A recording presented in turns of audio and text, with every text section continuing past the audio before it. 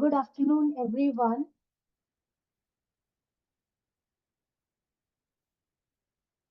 So, we are starting today's session. Very warm welcome to all the participants joining us today for this insightful and forward-looking webinar on AI and Data Science 2025 Careers, Competencies, and the Changing Landscape. So, I'm Dr. Veena Parihar, and I welcome you all in today's webinar organized by SIG Pune. In a rapidly evolving digital era, understanding where AI and data science are headed is not just important, but it's essential. So today's session is designed to give us a glimpse into that future, the skills we need, the roles that will emerge, and how we can best position ourselves in this dynamic landscape. So I will request our director, Dr. T.P. Singh sir, to kindly address the participants and share his insights to set the tone for today's webinar. So please. Uh, Thank you, Veena. Thank you for inviting me. And today's the guest speaker of this webinar, Mr. Kapil Somani ji. Welcome for this webinar, and thank you for giving your valuable time for this webinar. Uh, Kambi, I'll tell you that no the one or two line about that no the Mr. Kapil Somani ji that no he is a head in that Amdocs, basically the director of engineering in Amdocs, Pune, and working on that artificial intelligence, machine learning, and not last 5 years, but that no the say that no last 10 to 15 years he has experience of artificial intelligence and machine learning, and very apt person to talk on that no artificial intelligence. And the today's topic which Veena has mentioned about that no the competency of artificial intelligence and machine learning in the career, that's a very apt in that no the current scenarios. If you will look on back like say when that no the human evolution has come, it is around that no the 300,000 year back, and after that no 70,000 years after that no human start that migration. After this no 300,000 million years and the 70,000 years, people are developing continuously as organic development. It is going on that no the total organic development until now it is that no the organic development. First time in a history, if you will see that no the human come up that no the development of an inorganic development, which is in the last say the couple of a decade that no they started working on that artificial intelligence, which is a totally inorganic development. And this inorganic development is that a faster than that no what we have that no organic development. It has taken around that billions of years to develop at this stage where we are. But if you look in that no the 2016, when I recall that no the very small amount of artificial intelligence utilized in the different algorithm, and we were not aware. But in the last 10 years, artificial intelligence has developed like anything. It developed like anything. We were talking about that no, this technology is not going to be having a thought process, but the later on it has got that no the thought process also. We were talking about that no, it does not have an emotion, but now it is going to be, or it is that no the new invention is coming where that artificial intelligence is also looking on that no emotion. So you can see that, realize within that no the 10-year time period how much change has occurred. So we can say that no, right now we are on that no the we are on a very primitive stage where that no we have only chat gpt, where we have some of that no our social media platform. And on this social media platform, what we are thinking that no these are very primitive things of artificial intelligence. we are coming that 5 years or 10 years, we are expecting that this is going to be covered, that the many of the fields, many of that the jobs are going to be that's not going to be important for that human being, but many jobs are going to be come out due to that that what changes is occurring. The one thing is very important, that the change, and AI is going to be changed, and the job scenario is also going to be changed. When the job scenario will change, certainly we have to be develop our skill, we have to develop our competency as per the change.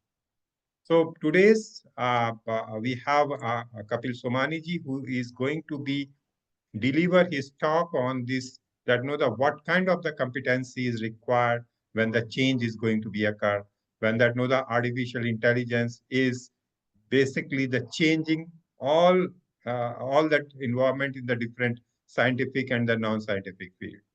So I again welcome Mr. Kapil Somani ji for this webinar. And over to you, Dr. Veena. Thank you. Thank you, sir, for your insightful thoughts. So, sir, as sir has already introduced our speaker, I just would like to formally introduce Mr. Somani. So he's actually working as Director of Engineering at Amdocs Development Center, India, and he has an experience of over 20 years in this technology sector. So his area of expertise is AI ops, where they are using these tools to bring efficiency in the operation divisions. Now I would like to invite Dr. Mr. Somani to start the session. So before that, for the participants, if you have any questions in between the sessions, so you can just paste your question in the chat window. We will address this question later, or at the end of the session, you can also ask. So over to you, Mr. Somani. Thank you, Veena ma'am. Thank you, Tarun sir. Vidya ma'am. Hello, everybody. Good afternoon. So, as Tarun sir rightly mentioned, we are sitting at a cusp of a major revolution. I don't think that we have seen this revolution happen anytime. I think internet was huge, but AI, the way it is developing, it's becoming much more important. So I will try in this session to talk about, how do I see this change happening, how this change is evolving, what are the kind of careers that are available there, and what some tips from my side in terms of how do you prepare yourself for this future. So let me start by small introduction. I think Veena ma'am, Tarun sir did introduce me. I'm a director in Amdocs, line manager in Amdocs. I've been there with 20 plus years. Got the opportunity to work on the business side for around 12, 13 years. And for the last 7, 8 years, I've been associated with the research and development wing. I also traveled to US for 7 years to be very close coordination with the customers. Right now, currently, I'm leading an AI ops team where we are utilizing Gen AI, cloud, and a lot of other machine learning technologies to kind of improve the efficiency for our units. I've done my BE from NIT Nagpur back in 2003. I have an active interest in finance, so I also did all 3 levels of CFA. I've done a diploma course on artificial intelligence in the year 2017-18 from the Great Lakes Institute. I am a very I have a lot of hobbies, I should say it. I like trekking, biking, reading, meeting new people, and much more. So having introduced myself, I would like to start this session to get a sense of what you guys are looking for in this session. Okay, if you could use the chat window, talk about, just give me your name, give me, you're a student for which year. If you're a faculty, just say that, and just give a line about what you are expecting or what question that you hope this session will address. If I'm not covering it in my content, I will try to kind of talk about it in the general discussions that I will have. So would love to hear that in general. See.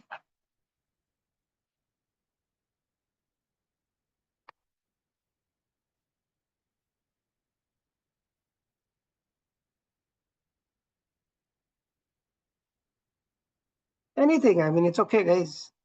Whatever you're expecting.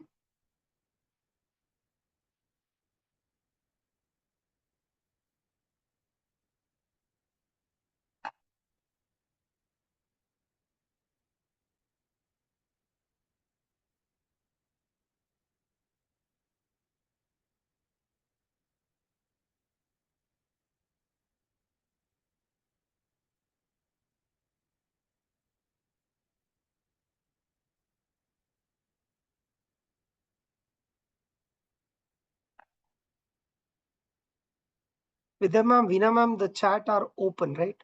Okay, yeah. Mostly what sectors will AI be implemented? Great question.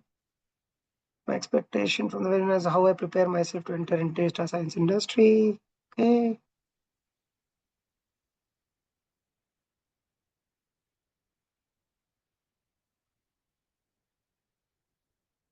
Okay, I'll give one more minute. I know formal settings make it very difficult for you guys to put the questions, but I like my sessions to be interactive. Otherwise, it's a little bit difficult to connect with you guys. I'll give one more minute, but even after that, if you have something, paste it there and I will try to cover it later. Let's just take one more minute to hear any more comments.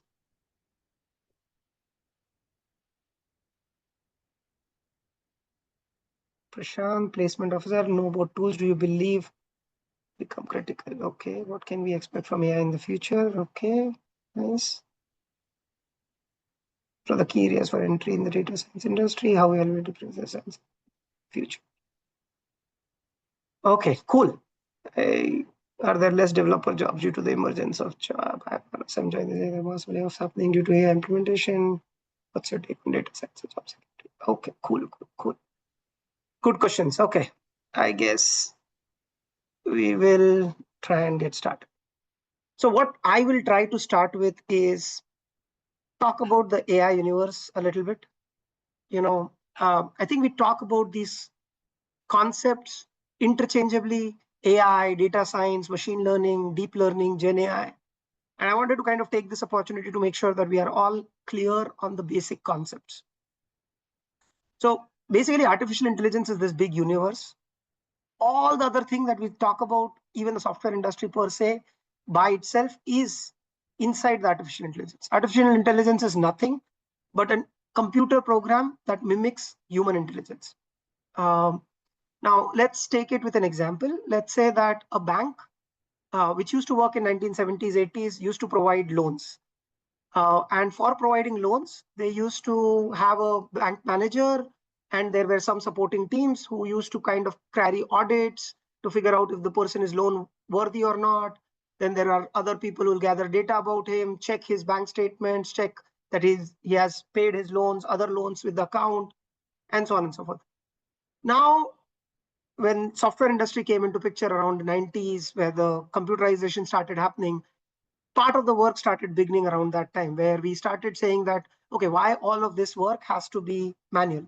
We automated it. We made a process that I can get all the data from the various different systems. I can get the bank records. I can get a CRISIL score. I can gather the data about his other accounts in the bank. How much is the balance in that account? Whatever is the mortgage that he's ready to give, and so on and so forth. In addition to that, what we started doing was, back in 2005, 2010, this other process started happening, which is where we started saying that, maths gives us ability to understand a person better using the data that we have about that specific person. Just a second. Sorry. So using the data that we have about people. So why don't we utilize that data to kind of learn something about it? So that's where the data-driven learning or machine learning came into picture, where we combined maths with coding, and we created models that helps derive insights about a particular person, using using the data that we have. This data-driven learning had two broad concepts that we talked about. One was supervised and one was unsupervised. Supervised learning was where I had a clear category. So, for example, spam detection in my emails. I had a clear category. I said the emails which are spam or not spam. And I took a huge amount of data set, gave it to the machine learning and told it, learn from it. I gave him some algorithms and said, learn from it and tell me if a new mail comes, whether it's going to be a spam or not spam, because I give it a classification about whether that email is spam or not spam. The other side was unsupervised learning, where I did not give any classification. I just asked to take all the data about all the customers that I have. For example, I am a bank and I have data of all the customers and categorize them into various different category, gold category, which are like premium customers, silver, uh, or whatever.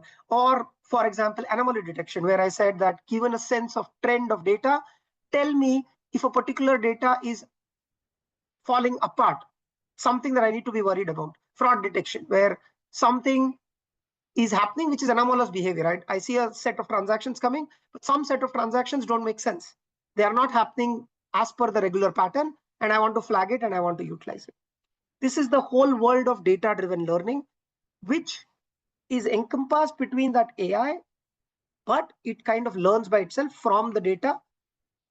This then came deep learning, which took one step further from machine learning. The traditional machine learning, again, deep learning is also machine learning, so I don't want to confuse you, but the traditional machine learning, if you say before the deep learning, kind of focused on providing algorithms, providing that these are the features, these are the algorithms, take these algorithms, take these set of, when you say features, are like, let's say in case of the loan application that we talked about, it's talking about take the salary of the person, take where he lives, whether he lives in an urban area or a rural area, take the bank balance that he has in the last 5 years, look at the trend of his salaries in the last 5 years, look at his track record of the uh, jobs, and some other scenario, probably where is his house, so that I can know, whether he lives in an expensive house or a okay sort of house.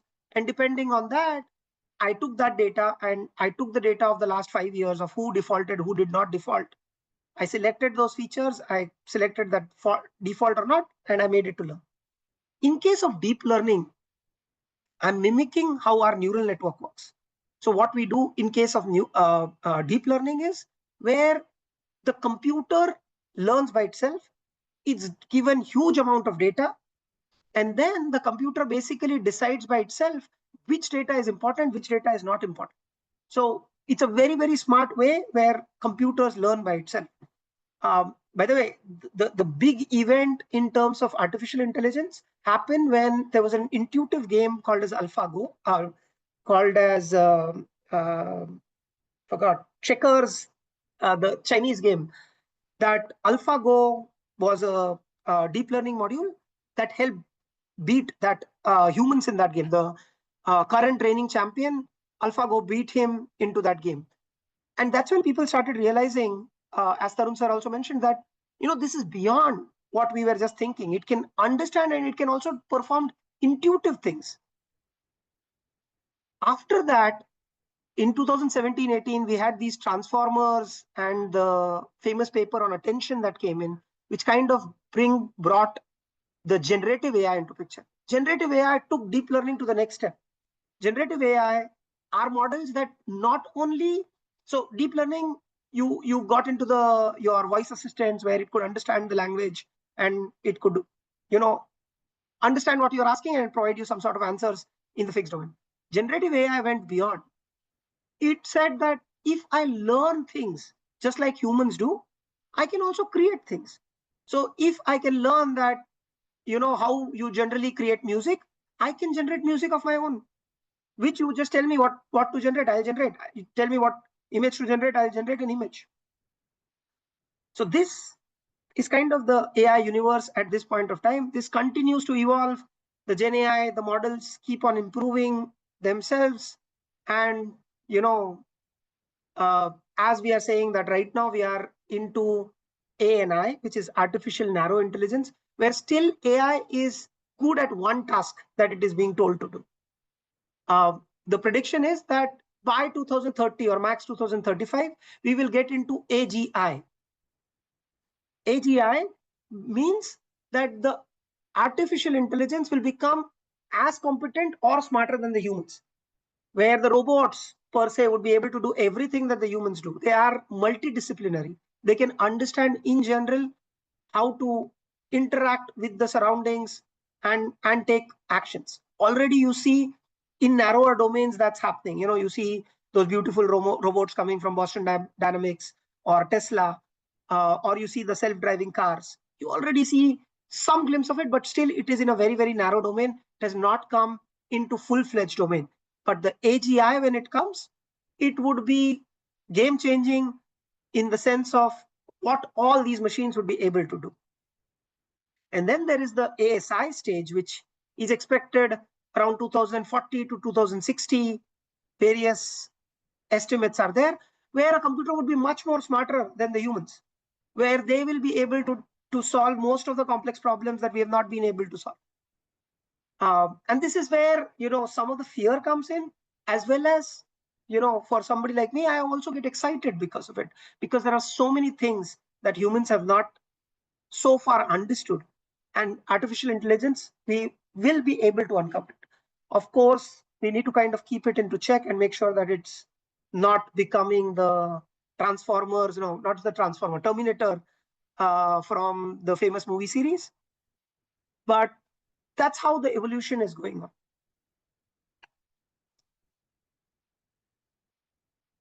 I also want to kind of touch artificial intelligence, data science. They're used interchangeably, stuff like that. Very, very narrow differences. Basically, AI is more focused on use cases, getting a self-driven car out. Data science is more, what can I get out of that data? Machine learning is at the bottom of both of that, right? If I want to have a self-driving car, just having if-else statements or a for loop will not help me. I will need to learn from the patterns of drivers. How do the drivers drive? What do they do when they see what actions to take, and so on and so forth. I need to kind of train it with millions and millions of records, and only then I'll be able to actually make something, even an ANI, possible. Okay. Now, I want to move into the careers aspect of data science. And I'll start with this 2013 report from Harvard Business School that called the data scientist the sexiest job of 21st century. Meet the people who can coax treasure out of messy, unstructured data. Goldman was a data scientist, a PhD student from Stanford University. Reid Hoffman, the CEO of LinkedIn, he brought him into LinkedIn around that time to use the data that's there in LinkedIn to make sense and grow his business. Okay, it was a very, very vague role that he got. At that time, the engineering teams kind of did not believe in this, in this whole, how does this data work? What can I do out of this data? They thought that our key challenge is our site is growing. We need to be scalable. We need to be able to address the huge load. We need to bring in more features, and features like, I can import the contacts from the address book can help me increase the network. Why do I need to kind of learn anything from the data? Goldman saw this very differently. His perspective was that there is a lot of relationship between all the people that's in there, but they do not know this relationship. We as LinkedIn know this relationship. We know that Kapil and Atharva had the same school. They probably studied in the same school in the same year, and they probably don't know that they are on the same platform, or they were 1 year apart, or they went to the same post-graduation institute very close to each other. And he suggested that we should start showing recommendation.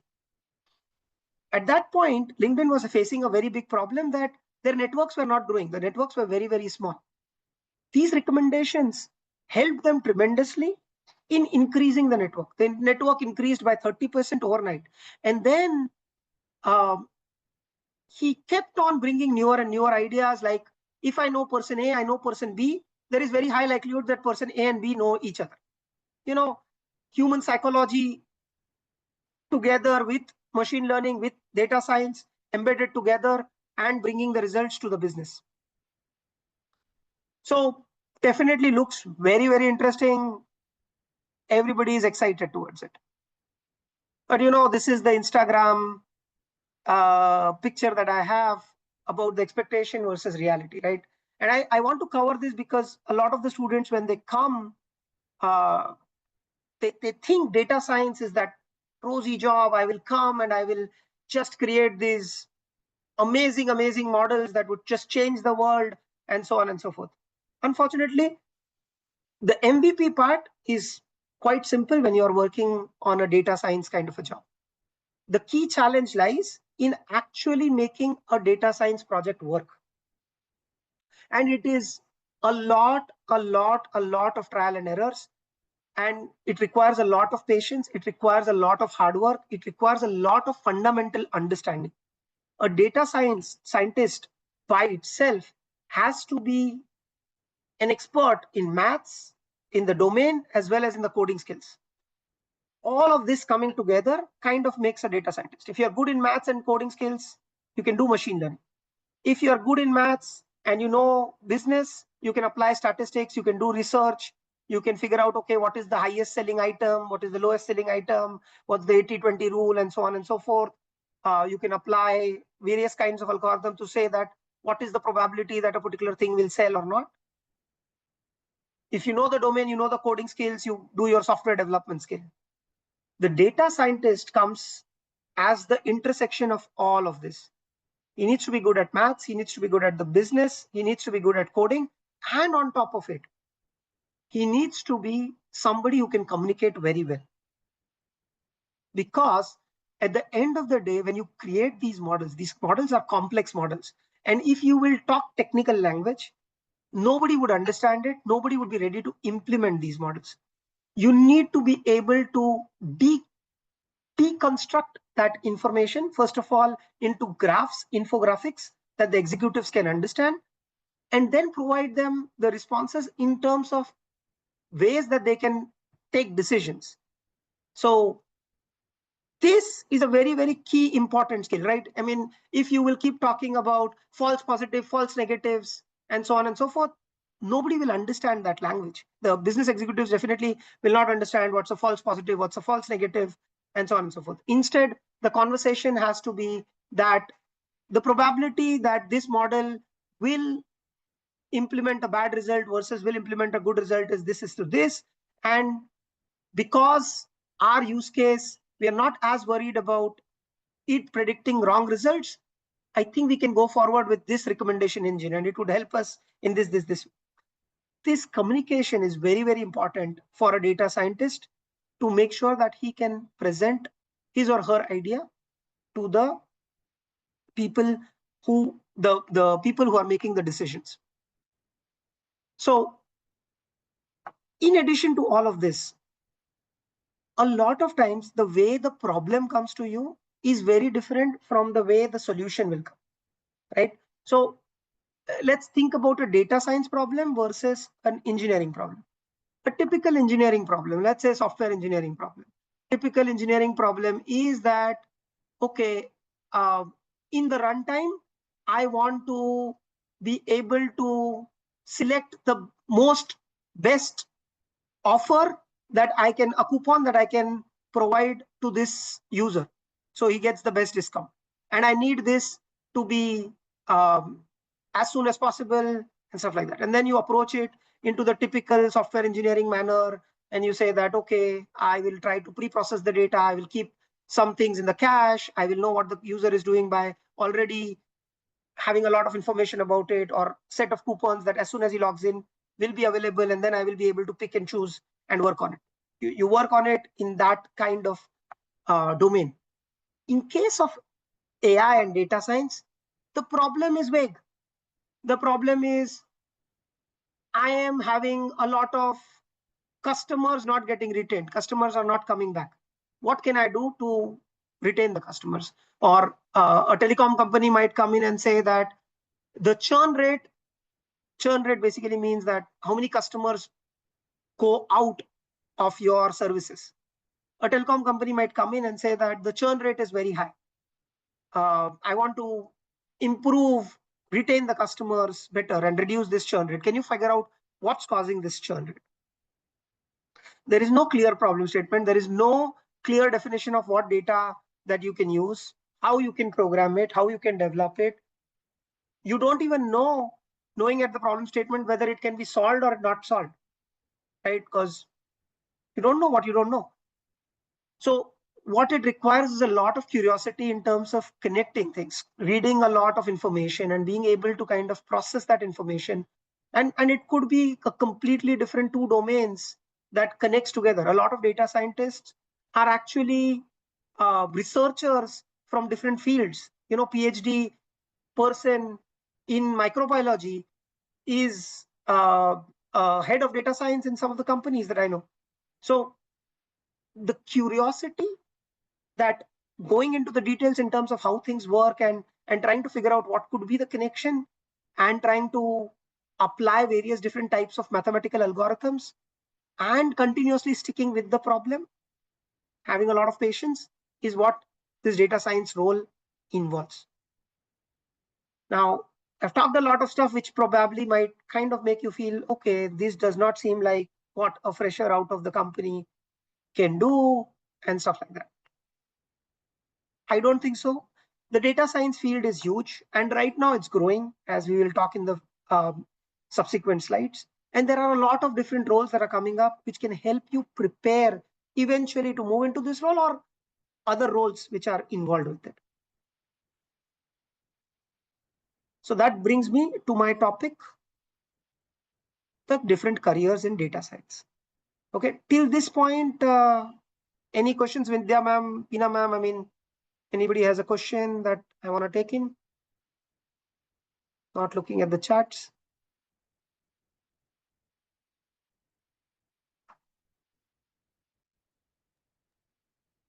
Okay. No Yes. questions, sir. Yeah. Okay, cool.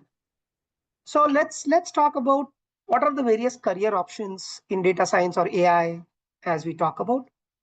Let's take it with a practical example. I don't want to kind of tell you these are the definitions and this is what the competency that's needed. I want to try to take you through with a practical example. Let's think that there is a very big retail store called as ShopSmart.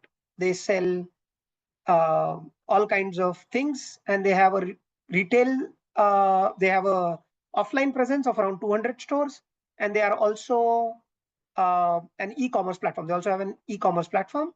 In the last few years, they have been seeing that their customers are not retaining. The churn rate is very high. Their sales and revenues have stagnated. They're not increasing. And they are constantly facing with inventory problems. When I say with inventory problems, they are facing problems where either they are into an oversupply situation where a commodity that they introduce does not get completely sold, or they are into an undersupply where something is needed and they are not able to make a sale. So now they want to kind of use data science to kind of build this platform that would help ShopSmart with these kinds of challenges. So when they're trying to build this kind of a platform, there are various different roles that are involved in building this platform.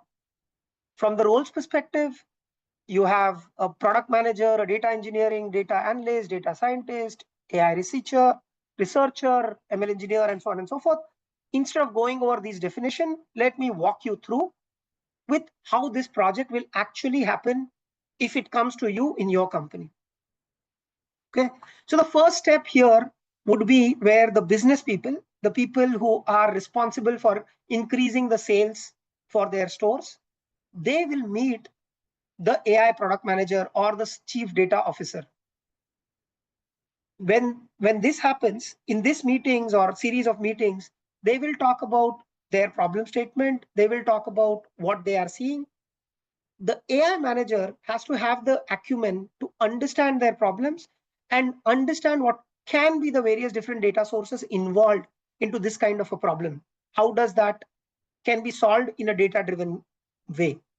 He needs to also have the competency to understand the technical things behind it. So he needs to have a understanding of what kind of algorithms exist and what kind of things that people are doing with similar kind of problems. And he will also bring in a data scientist who, as we talked about, has to know about the problem itself right at the start, so that he can start thinking about, okay, what can be done about this. The AI manager would then kind of define a roadmap in terms of what all needs to be done to actually make this problem, solve this problem. So this is a senior manager kind of a role. This role requires you to having some sort of a experience into that business, understanding of the business, some understanding of software industry, how the technology and how the data flow works, uh, and also having very strong communication skills. You should be able to, because a lot of times what happens is when you're talking to business, the business will give you all kinds of things. Okay, they will not talk about the problem, but they will talk about all around everything. Because for them, like in AI ops domain, when we go to talk to our business people who are actually belonging to the software industry, but their solutions are simple. They are saying, okay, build me something that optimizes everything. As soon as an alert comes, it should be automatically resolved. No human involvement, nothing happening. It should automatically figure out what's going on, how it's happening, and stuff like that. Okay, broadly speaking, this is true. But to bring this to practice, we need to kind of break it down into what actually is the data that's available to actually make it happen, and so on and so forth. So the business managers, the AI managers, product managers have to be smart in that and understand and kind of take the right set of expectations, set the right set of expectations with the business. They will put a roadmap. Generally, the roadmap involves an MVP, where they will take some data and they will try to create an MVP model out of it, and then they will show it to the business, and then they will take it to productization, or they will take a particular segment and they will try to implement it only for that segment. Let's say only for the e-commerce segment or something like that.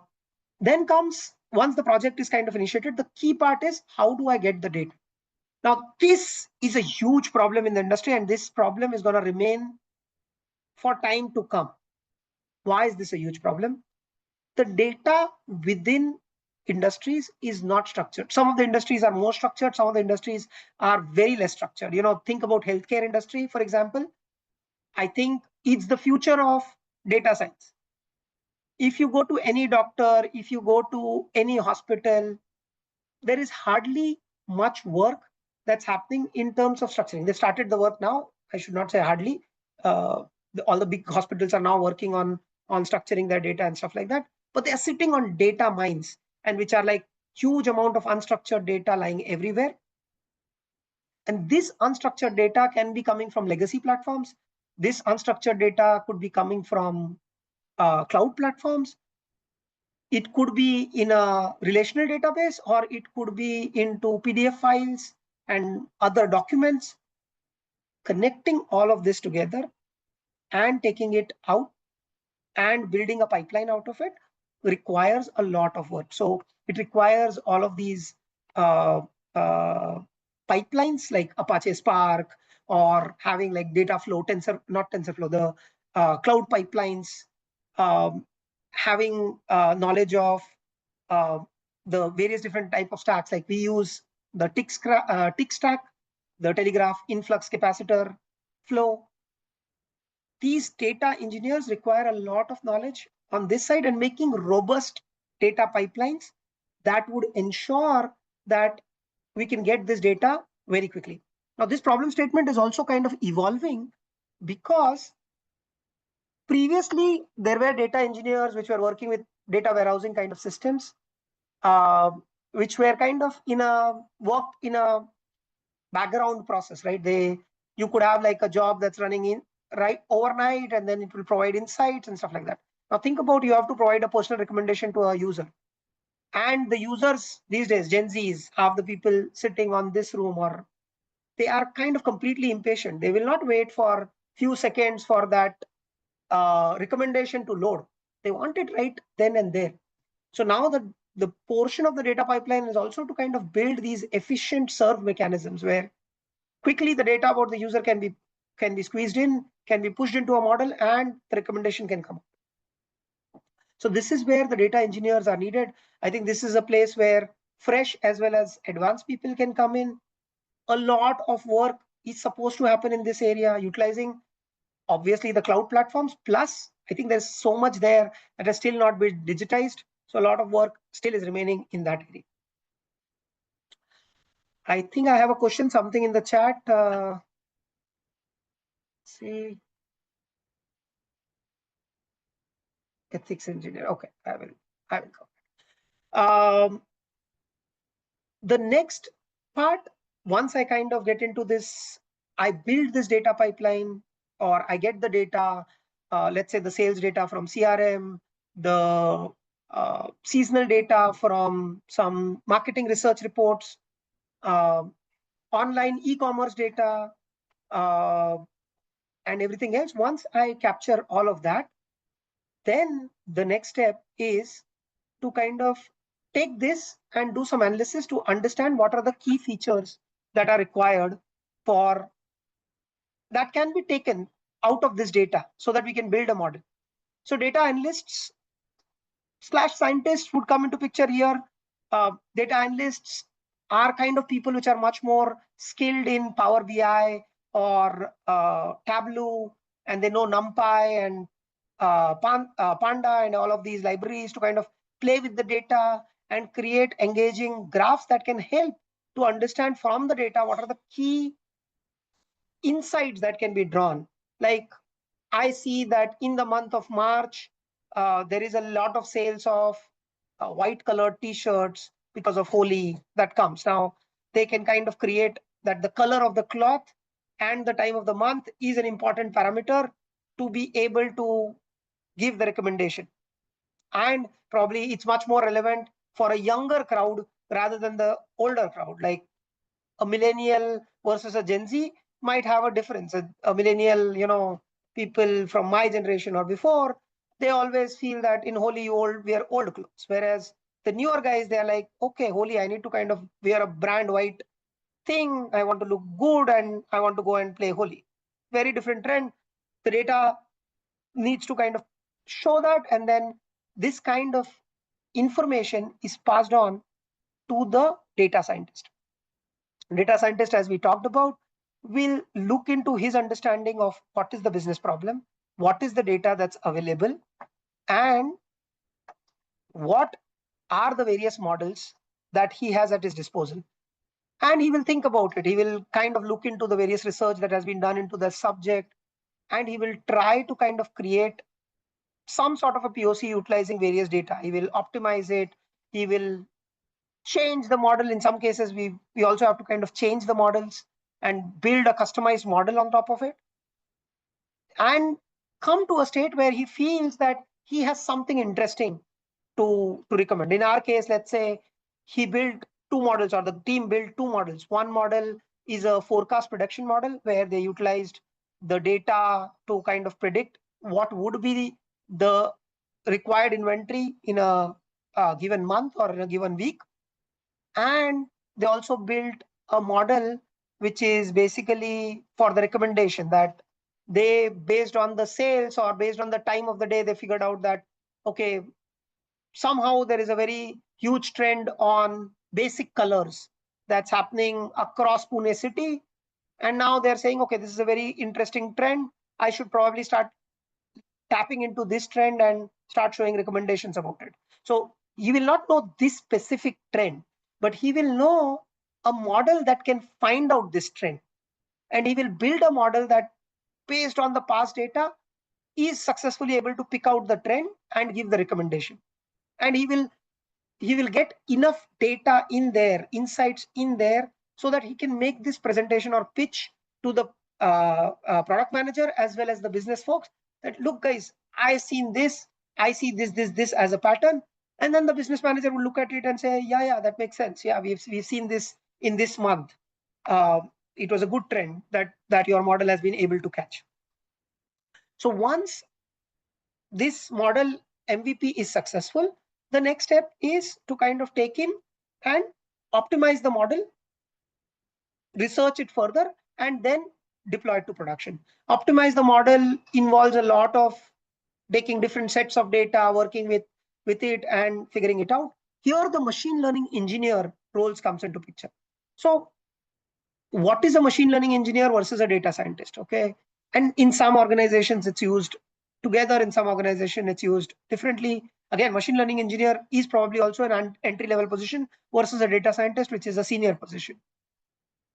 So machine learning engineer, think of it like this. Let's say that there is a chef, a very, very decorated chef, who built a very healthy food dish that took inspiration from Japanese, Indian, Sri Lankan cuisine, fused it together, put all the latest health fads into it, and built a dish. He served it for 2 weeks into his restaurant. It's very, very famous. Now, there are food scientists whose job is to kind of take this dish and create it at mass so that it can be mass productized and served in a much, much wider forum. So this is the role of the machine learning engineer. So if data scientist creates a model, the machine learning engineer needs to understand the model, but their job is more to kind of take that model, Dockerize it, containerize it, deliver it into production, know how the DevOps will work, have the ability to get insights after it's implemented in production if there is a data drift happening. So compared to a software model where detection of defects is very easy, right? I have a clear rule that if this do this, if that do that, this is my requirement and this is how the system should behave. So if the system does not behave like that, I know that there is a problem. In case of AI, it's a very difficult job to figure it out. So in this kind of a situation, it's an important criteria for us to be able to get the data back from the production. So we can kind of say that, okay, what is happening in production and how good it is behaving? What is the feedback that my users are giving? How much is the click-through rate? So feedback you might not get directly. How much is the click-through rate? I showed 100 recommendation. Did even at least 5 get click-through? And how is it compared to how it was 1 week back? Because what happens with data models per se is, because they're based on data, and if the data drifts, the models starts performing badly. So there is a need to kind of take that drift and correct the model and redeploy the model. This also is a mechanism, and there is a whole stream of engineering. So like you have DevOps, whose job is to kind of combine the development and operations and being able to ship the code to production very seamlessly.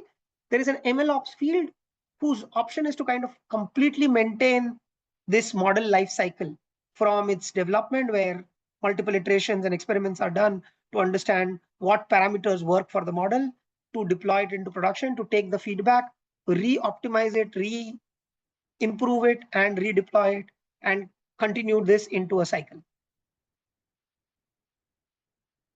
There are cloud specialists, which are basically, because a lot of this requires huge amount of compute and stuff, there is need for people who understand a lot of cloud technologies and how a given problem can be solved by the different cloud services that people provide. Also, cloud as a domain, the big challenge is that compared to your on-prem or on-premise, the old way of deploying the software, cloud has very different security restrictions and roles and permissions and the way that things needs to be done. So typically when you will develop a software in the old fashioned manner, it might not work in cloud because you've not thought about how to handle the permissions and how to handle the specifics of the cloud. And also the cost is also an important parameter. So the financial engineering to be done to keep the cost low. What are the ways that what kind of storage should I use? Is it a storage which is required to be constantly used from a performance perspective, or it's something that can be used in a batch mode? Also, each time these models get deployed, they get deployed into 2 modes. There is a batch mode where the models learn and there is a serve mode where on the runtime, the models just provide the recommendation and the models are tuning itself overnight. So typically when the batch mode runs, this is the more compute intensive mode. So then you get the ephemeral or short-term computes that you will need to procure in the runtime. So you need to kind of build a scalable solution, which depending on the needs can procure the relevant cloud services and then give it back. There are also advanced concepts here where there are multiple cloud providers and you want to choose the cloud provider which is giving you the cheapest compute. So companies also kind of have a mechanism by which they can take the same load and get it done wherever the cheapest compute is in the runtime, and they can kind of improve and increase their efficiency using that. So cloud specialists, cloud engineers are widely used. Lastly, security is a big domain, especially in this new world where everything is going on cloud, all your data is sitting on cloud. We hear about hacking, we hear about all kinds of data leaks. We hear about a lot of problems in the security domain.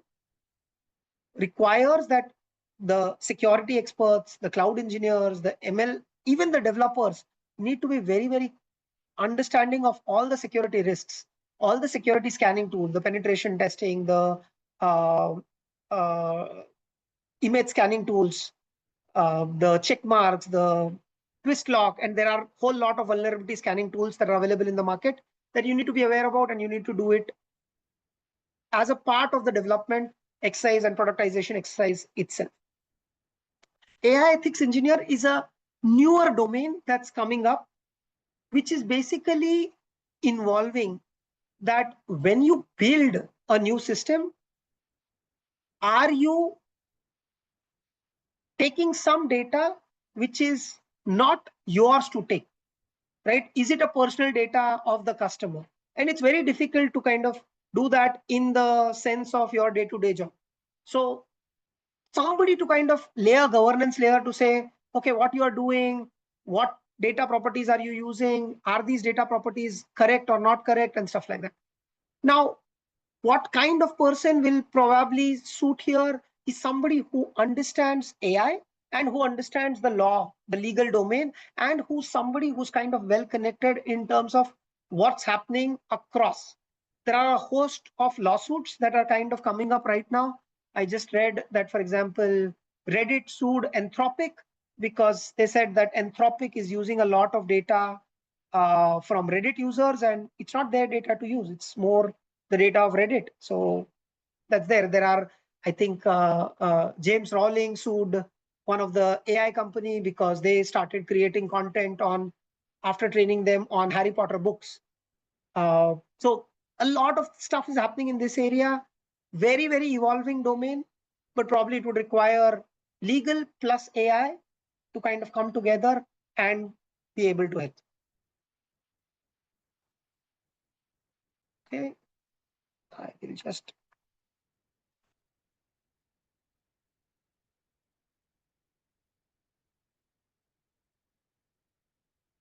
add a little bit of a glitch. So, we talked about these different roles: product manager, somebody with great business acumen, good communication, understanding of technology, being able to convert the business into technical. Data engineer, somebody who is very well familiar with the ETL, who knows how to handle large amount of data, who knows how to investigate if problems happen. So we have these pipelines where typically the problems that we get a lot of times are that people will say that, we have like thousands of agents that are collecting data from different machines. So there is an agent called as telegraph agent, which collects all the system parameters, all the database details, some queries that it's firing, some details about the web logic and Tomcat and everything else. It's collecting this huge amount of data and sending it to us. Now, from time to time, people come to us and say, no, we did not receive the data in this particular period of time. Now, somewhere in the pipeline, something is breaking, which is causing it. So your pipeline needs to be robust. It needs to have ability to handle if some problems happen. It needs to have a high availability. So if one node goes down, other node is able to take care of the load. It needs to be resilient. So if connectivity or any other problem happens, it can kind of store the data and then reprocess it once it comes back, and so on and so forth. The data analyst, as we talked about, is more the person, and this data analyst role is becoming much more merged with other roles because Gen AI is making it much more simpler to kind of draw infographics, but still somebody who has good understanding. Still, a lot of companies lack people who can take their data and forecast it. And I think, as AI becomes pervasive or as software becomes pervasive, the basic idea of taking the data and kind of making sense out of it would still be very relevant. So again, it's an entry level job, very, very applicable. If you kind of understand how to work on these tools and make sense out of the data and present interesting infographics, uh, very important. Data scientist, I think we talked enough on it. AI researcher, I mean, AI researcher, data scientist is kind of complementary role. Our organizations do not have these kinds of distinguishing. Some other bigger organization have this. A AI researcher is even more senior than a data scientist, which is kind of, getting the models to the next level. Uh, they are the ones that probably, the data scientist probably utilizing the existing model, and the AI researcher is actually taking and saying that, okay, in our use case, this existing model needs to be changed. So they go ahead and change that model. So they are kind of applying cutting edge techniques to do that. Machine learning engineer, we talked about it a lot. It's the guy who's responsible to take the model and deploy it into production and have that whole MLOps cycle. A machine learning engineer needs to have very good technical skills. He needs to understand very good on DevOps and cloud things. And he needs to be somebody who also has an understanding of the models, how they work, because eventually if he does not understand, how a model works, he will not be able to do a good job into having an optimized way of making this model work. AI ethics specialist, ensuring that legally you're correct. Cloud specialist and DevOps are people with cloud knowledge. Security specialist, I think a domain that's exploding at this point of time with Gen AI. Organizations have become so wary about what's going to happen in their industry that they are kind of pushing a lot of investment into making sure that everything that they deploy into production is secure, and they do not have a data leak. They do not have a big lawsuit coming their way because of that issue of a security breach where some data of the customer gets breached out, especially PII data, personal identification information data, very huge in all the Western countries. And a solution architect. An architect is a person who's kind of end-to-end working on it. Okay, great. I have some questions.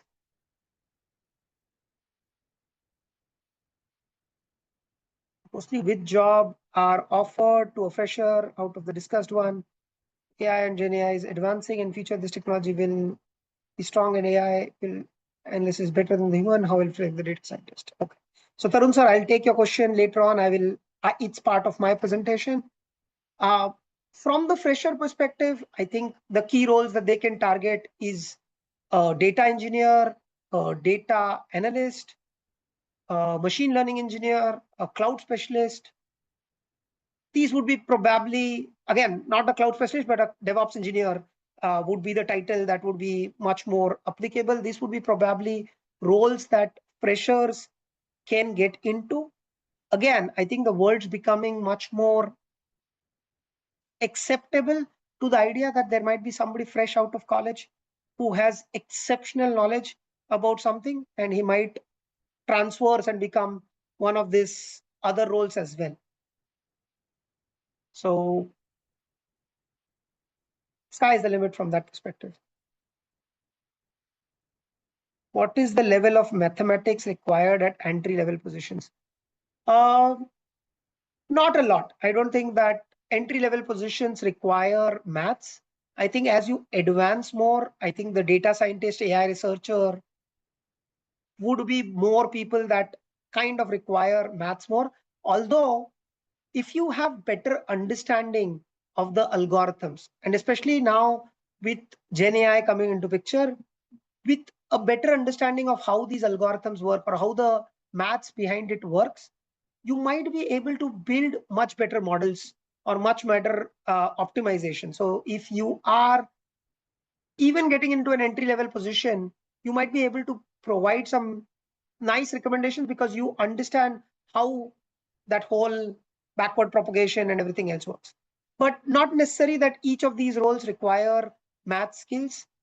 Uh, Data scientist primarily requires it. Again, I mean, landing a job, you can land a job even without having a very heavy maths knowledge. But to perform in a way that you will be able to do something very interesting out of it, uh, you need to kind of understand what the model is doing, how the model is doing, and stuff like that. And especially now with Gen AI coming in, I think it's going to be very, very important to have a very strong fundamental knowledge, because the fundamentals will kind of make you be the guy that can work with a set of AI agents that are working together with you, and you can kind of, orchestrate them to get the results that you want. But for that, if you're shallow in the knowledge, you will not be able to do that. But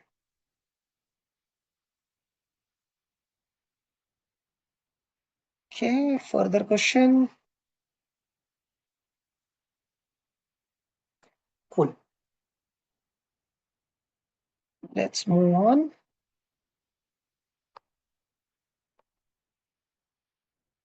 Talked about this flow overall. Okay, now once you have done this, okay, so how do you measure that your project has been successful? You see more increase in sales, especially because of the recommendations being shown.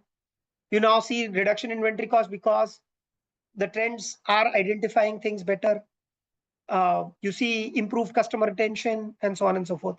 So these are kind of, the ways that this project would be successful. And again, all of these players will come into picture. All the roles will be involved in terms of making sure that a project is successful. Typically what I see in the industry is that MVP POC is very simple. To actually make it work takes a lot of time. Like Gen AI for the past 2 years, it has brought a lot of efficiency in terms of coding and everything else. So don't get me wrong there. But to be able to kind of have an end-to-end automation using Gen AI, still a very, very difficult task because you cannot control the LLM. The LLM has a mind of its own, and there is a reason why it's generative AI, right? It has been given that power to generate. So a lot of times it would give you very odd responses. And one good example that I have tried is that you ask it a question. Let's say you ask a question that what is the annual revenue of Amdocs in the year 2025? It would throw you a number. And then if you ask, are you sure? As per me, this is the number. And then you'll say, yeah, you are correct. This is the number. So because it's getting so much data from all around the place, it's kind of getting confused and stuff like that. The key point that I'm trying to mention here is that to actually take and implement something end to end in production, especially a data science project, requires a lot of work, lot of effort, and stuff like that.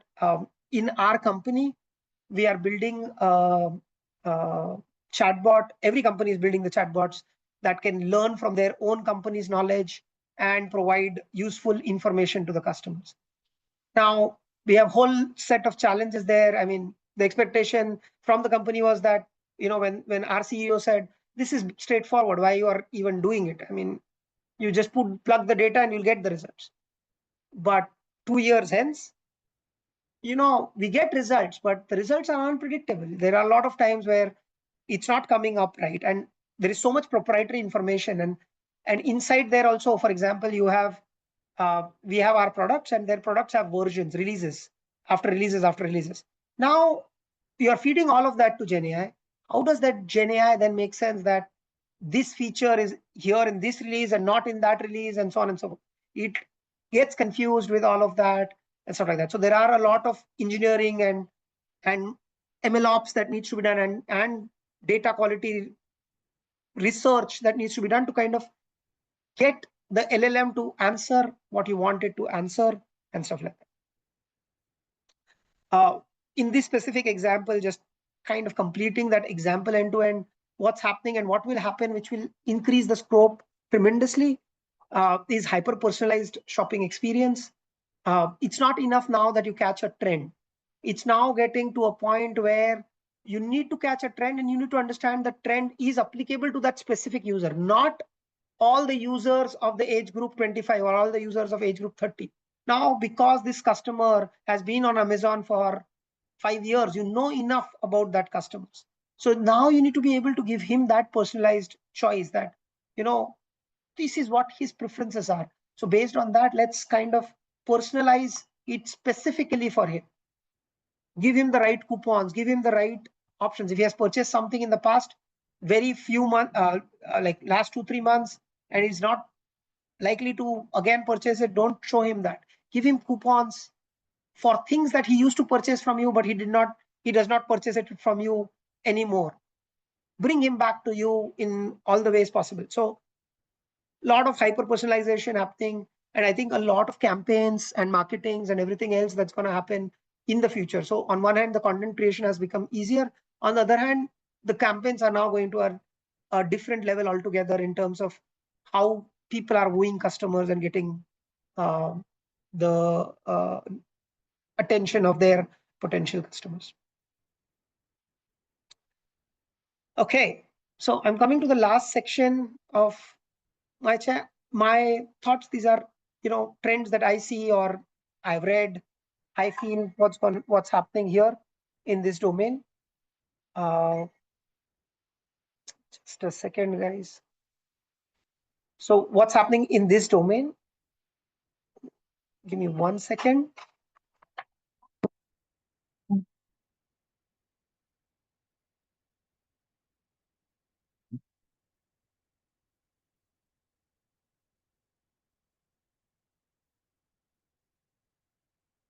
Okay, so the first most cliched term that I think we all have heard, but it's the most relevant.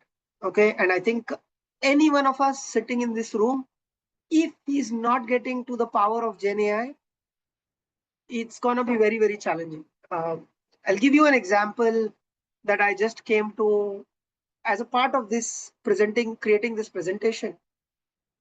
I realized how simple it has become to create presentations now, right? You go to Grok, you tell it what you want to do, it gives you all the outline and everything else.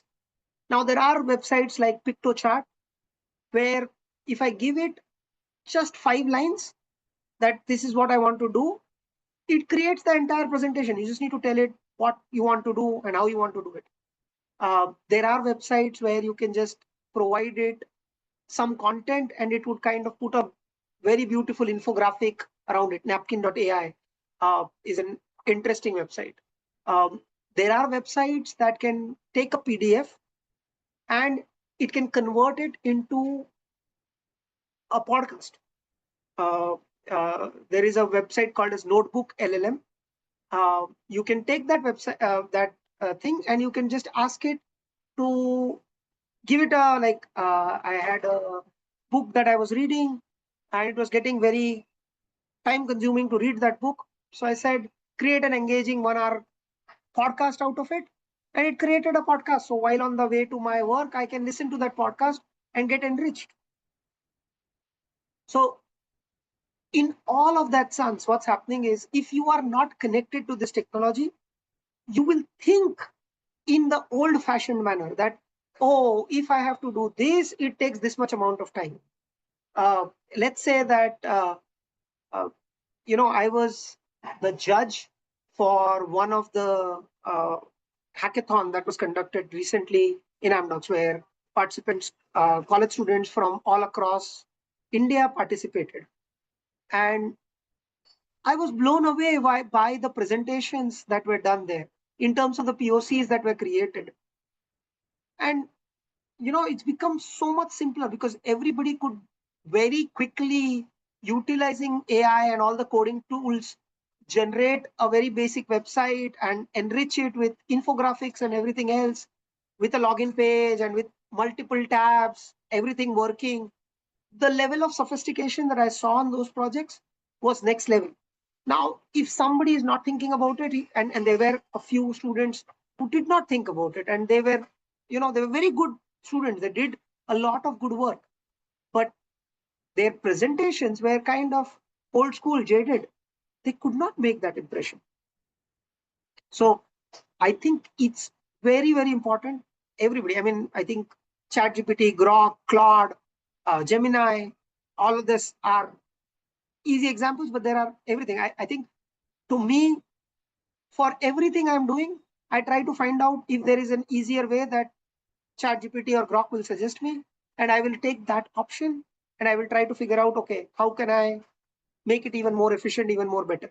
And I think this is something that is a mandatory for the future jobs, any kind of jobs, not just data science and AI jobs. In terms of technology industry, the coding and the syntax is becoming way, way, way more simpler. It's coming to a point where you can kind of provide the chatbot all the information, and it will kind of uh, write the entire code for you. You can just tell it, I want to do this, and voila, everything is ready and in a very good shape. And you can do few more prompts, and it would get in a much, much better shape overall. So you need to be well versed with what these technologies and these options that are available for you.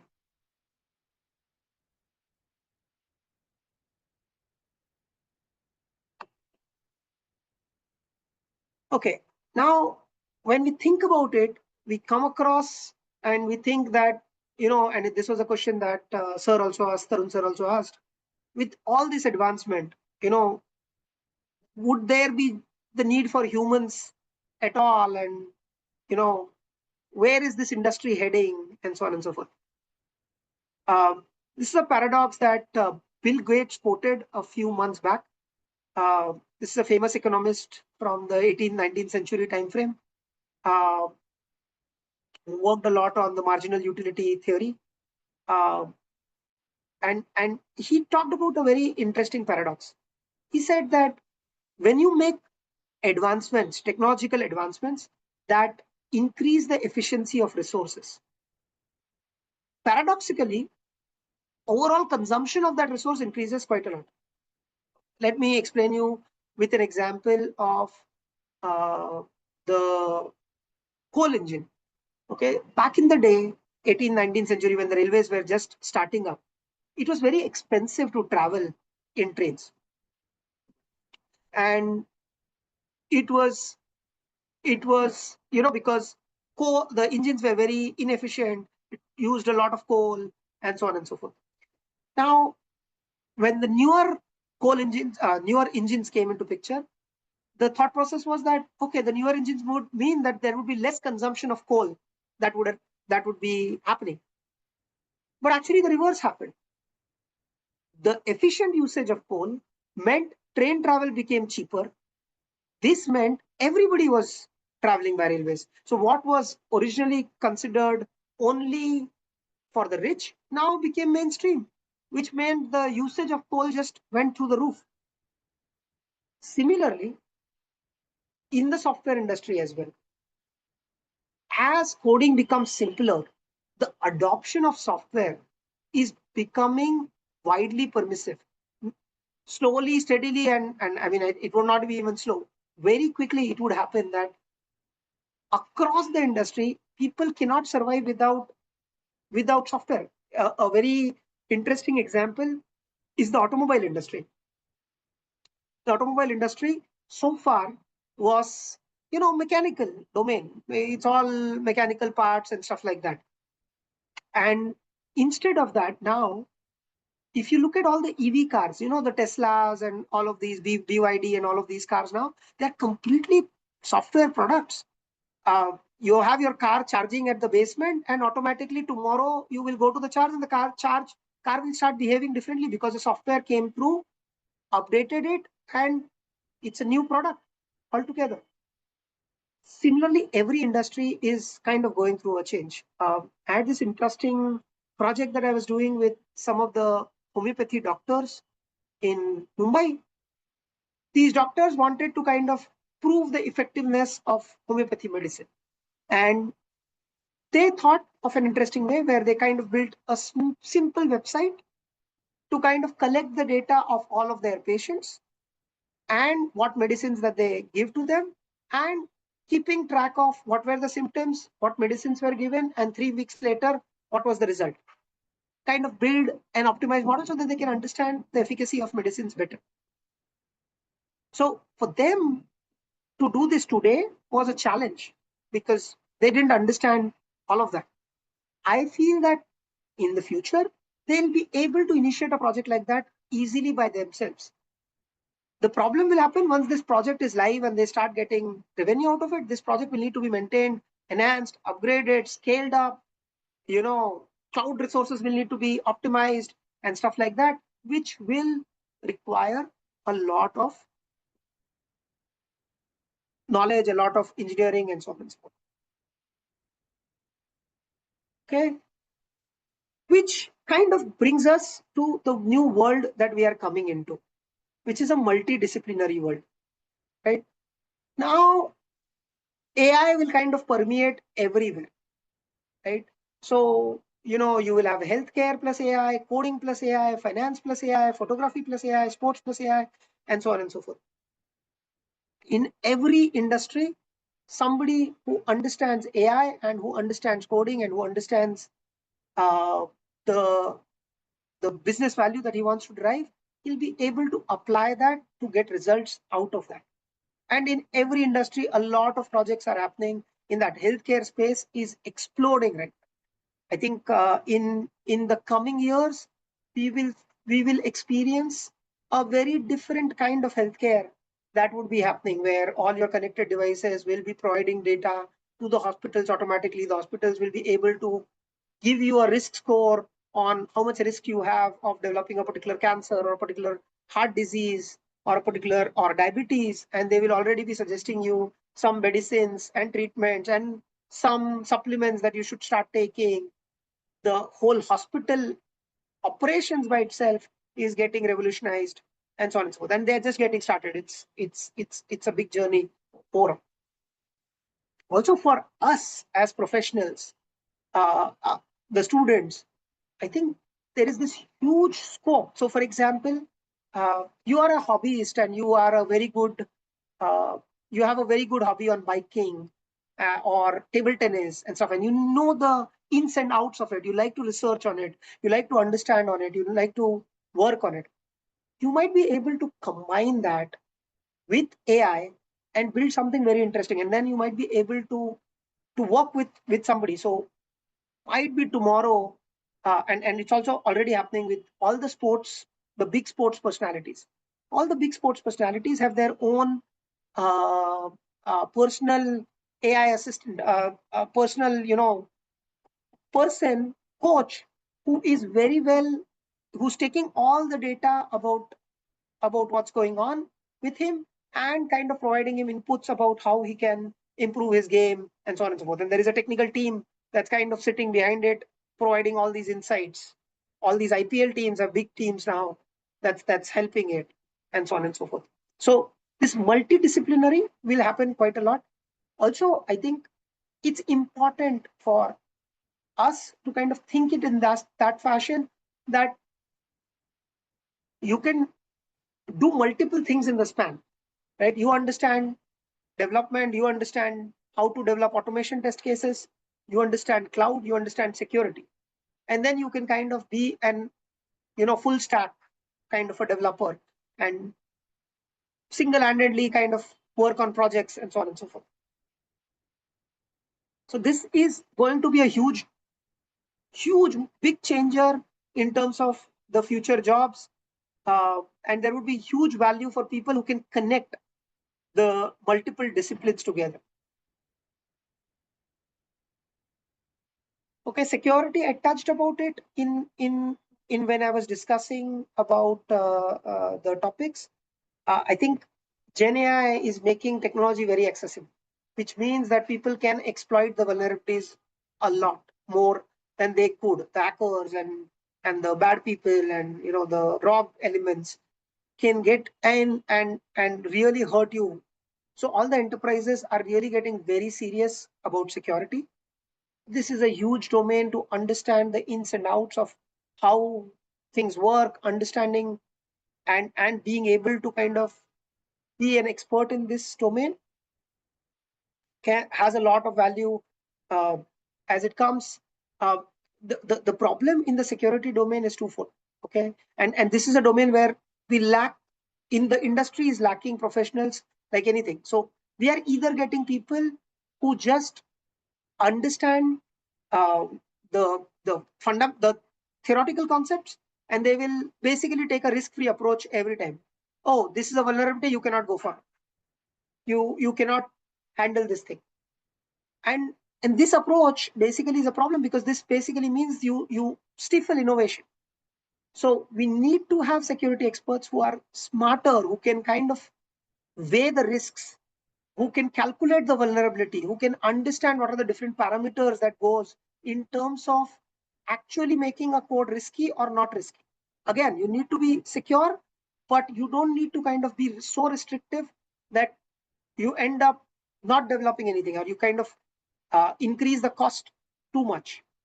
And we do not have enough good security engineers or security architects. Big domain that's on the rise at this point of time. And the last big trend, I think that's gonna be there. I think there was a future of job market and other reports that came out, which are talking about that, the old school way of kind of learning for 4 6 years 8 years, doing a particular graduation, and then getting into a job for 30 years 40 years. Even person like my career is kind of getting changed very rapidly. We will get into environments where you need to continuously evolve, where you learn something, you apply that, then you learn something new, then you apply that, and every few years, every some years, you kind of take a refresher, you do something different, you build yourself into a different domain. And you see this happening quite a lot. People are getting into content a lot these days. There's huge proliferation into uh, content creators who were used to be developers before, and so on and so forth. So the key aspects are the jobs are going to change.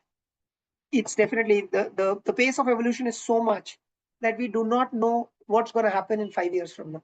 The one thing that we know is that it's going to change.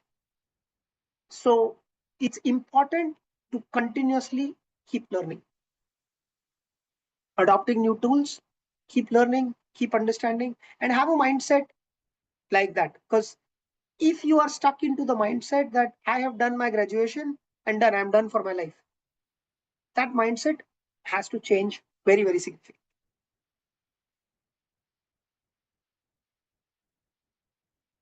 So what do I suggest in this domain? Is this what can we do?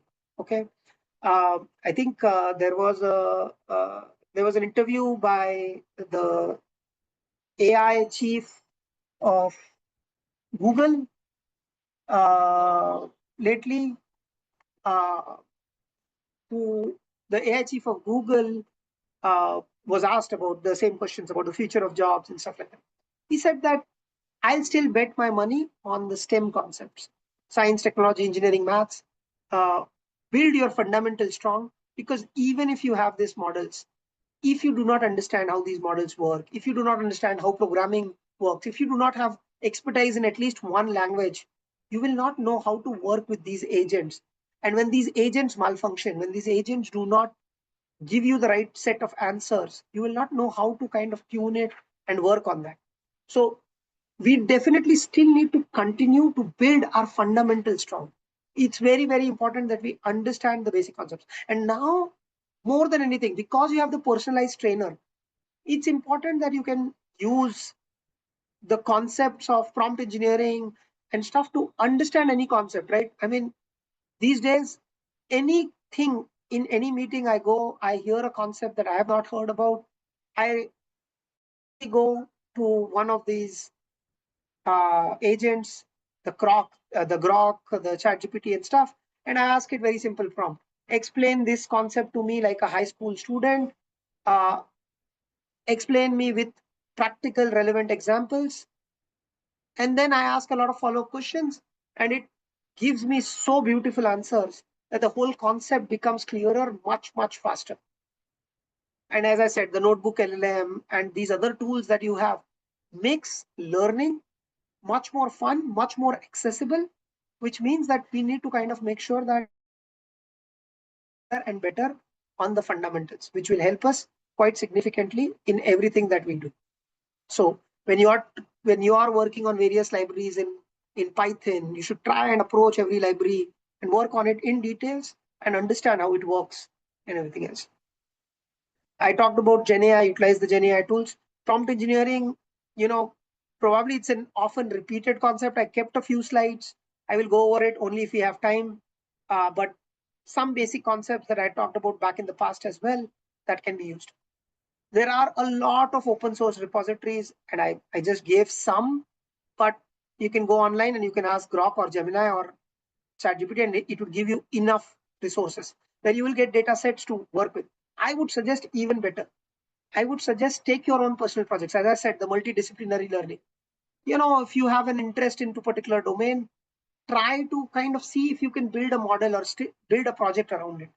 And can you kind of take the insights from it, because it is a project that's closer to your heart.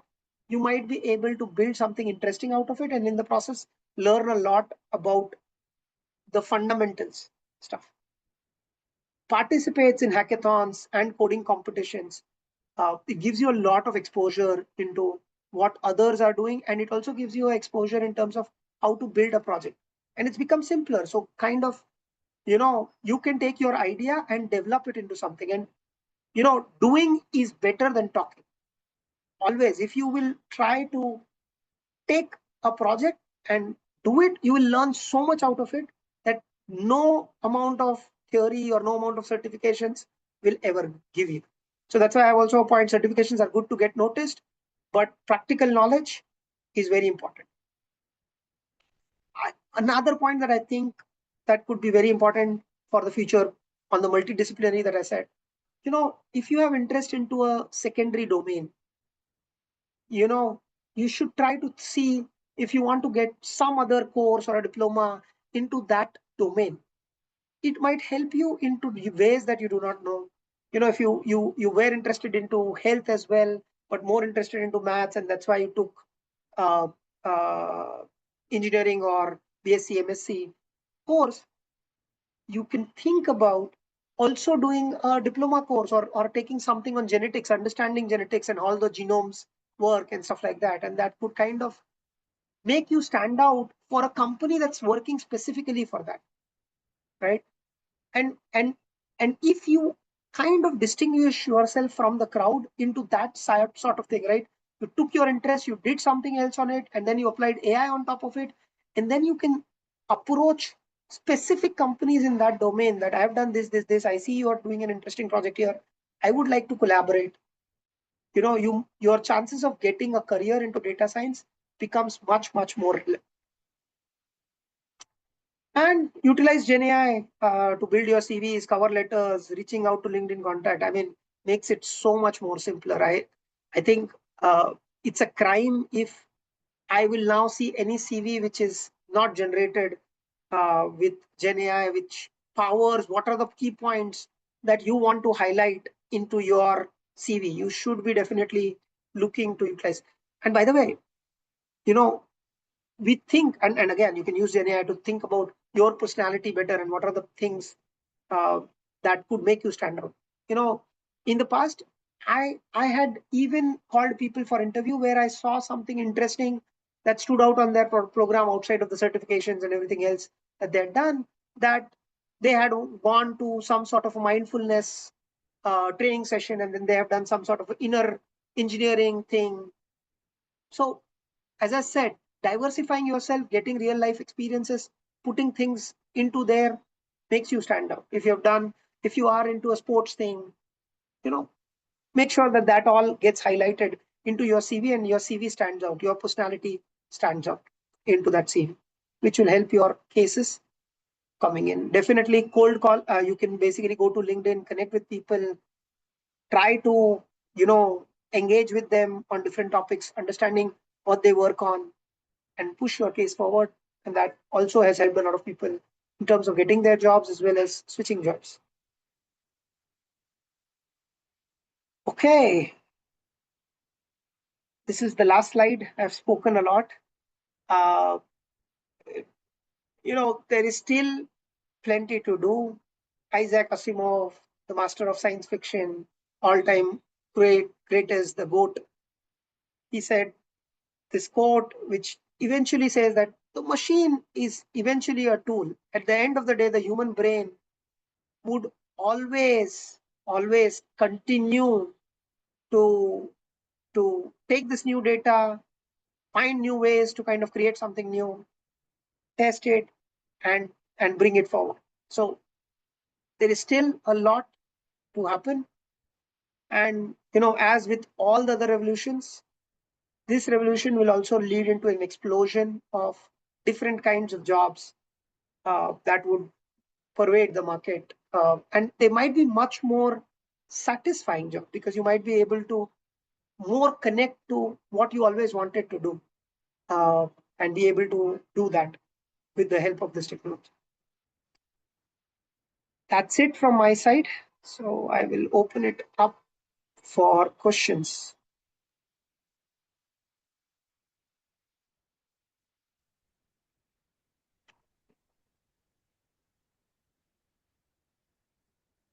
Anyone from the participants, do you have any questions?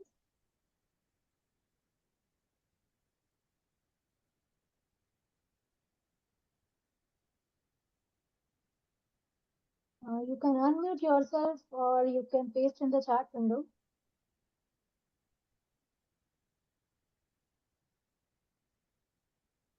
Hello, good afternoon. I have a question. Can I go? Yeah, good. Uh, just give me a minute.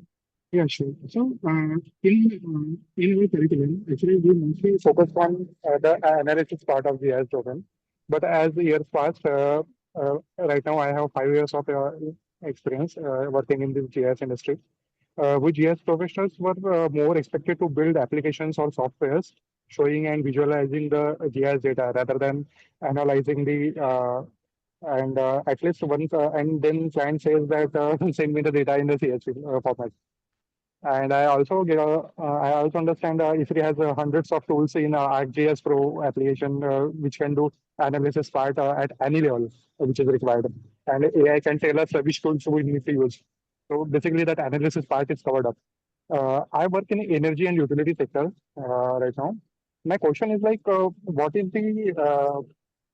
what skills we can master or which projects, products or systems we can build in AI and using GIS, which can give us an exponential edge bypassing the competition in this market. Okay.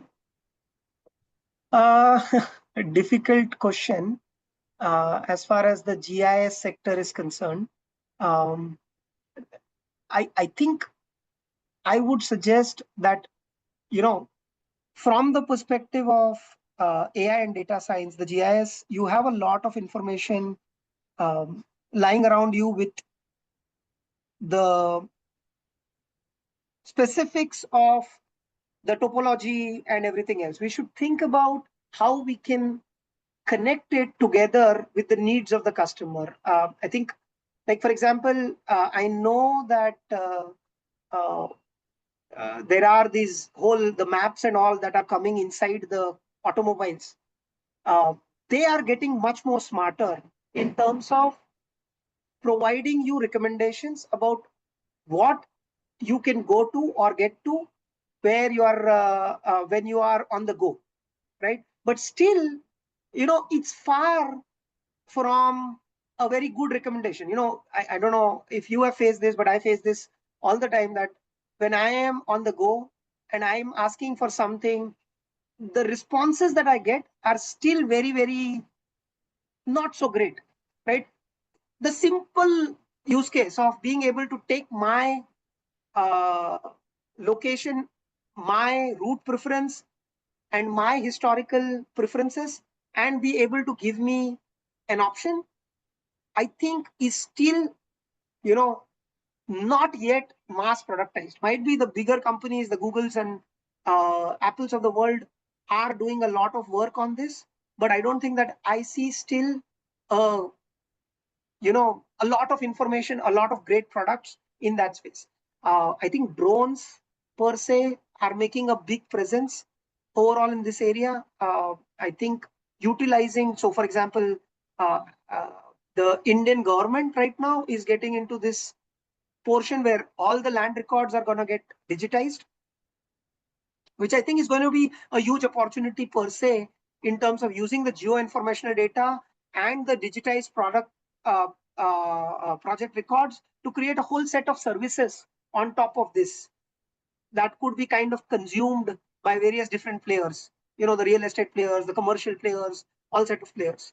So I think there are a huge set of use cases uh, in those domains that I can feel about.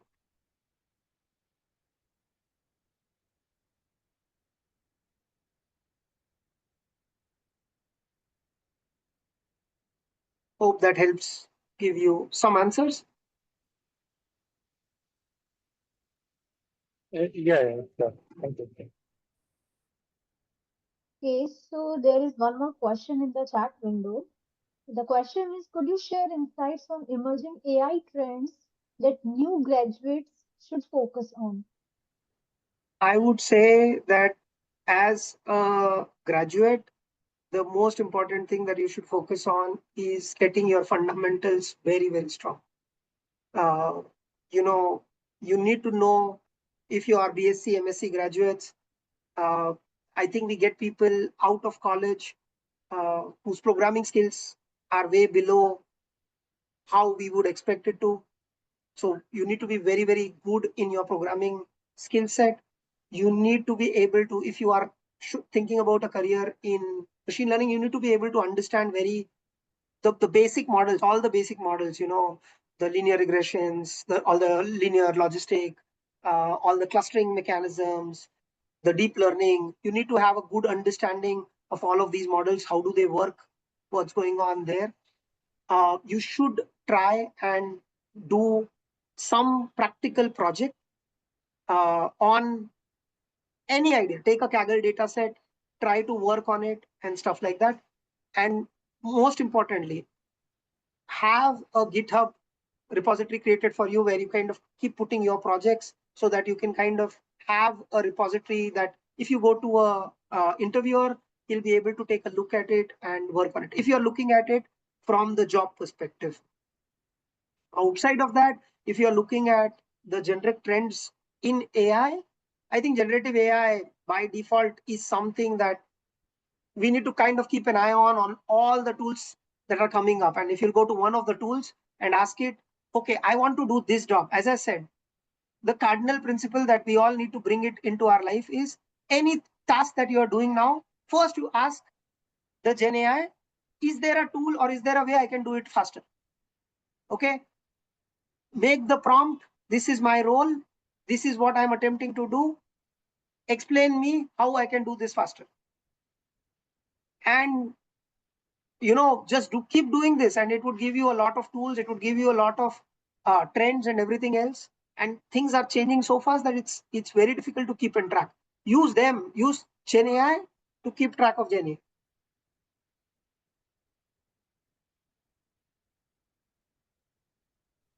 Hope it helps, Anika.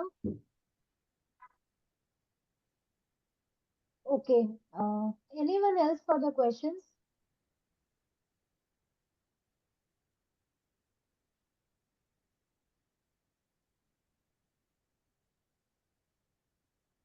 Okay, so I think this is all from the participants. So yeah, thank you, Mr. Kapil Somani. That the wide spectrum of whole that the AI and data science you have mentioned in your presentation. In fact, that the many things, many of the faculties also they have learned that how artificial intelligence can be utilized and where to be utilized and what is going to be a prospects of artificial intelligence and a very clear way you have told to that our participants and that the students faculty uh, we know that the coming time that the artificial intelligence is going to play a very important role In fact, that no, the question which asked by that no, the previously by Mr. Sharma about that how GIS can be utilized, or that how that artificial intelligence or what kind of the product is going to be there. As you mentioned correctly, that no, the Samitra project, which that no, the map each and every parcel of all across India, not only the rural but also in the urban area. Under that no, the Naksha project, they have mapped each and every parcel and tagged it with that no, the so you can understand that how much data set has been created. And when you are going for that the smart mapping, and when you are on go, or when you are on mobile, you are able to get that no, the real time information, that what is your left and what is your right, and what you are going to be approached. So such kind of information, such kind of the data sets are there, where geospatial and AI can be integrated and come up with that no, the new kind of the product. And a smart map, smart driving, or a smart motor vehicle, where that no, the geospatial will play a very strong role. So such kind of that no information which you have mentioned in your presentation, it is going to help students in a long way. So thank you for that no, your time. Thank you that no, that what you have explained very well about that no, the what kind of the different tools are available for that no, that you can make your presentation well, you can learn it, and how you are going to be present the things, what are the new things are coming, you have to know those area also. For that no, those are graduating students. So this knowledge, what you have given right now, it is going to be help them actually to make their career further. So thank you, Mr. Somani, for that no, your valuable time. And we will hope that in the future we'll have that no, the more interaction with you, not through that no online, but that no, the personal interaction, or that no offline interaction with that students, which is going to be that no, the help to students to choose the technology, understand about the technology. So thank you for your presence. Thank you, sir. Thank you for inviting me. It's equally enriching for me to come and present all the time. So really, really grateful that you guys invited me. Happy if I could add some value Yeah, to the students. no, certainly that is a very good presentation. Yeah, over to you, Dr. Veena. Yes, sir. So, as we are closing today's enriching session, so my key takeaway from this session is like this is for all actually that just utilize the technology. Don't let the technology overtake you. So I think that should be the perspective.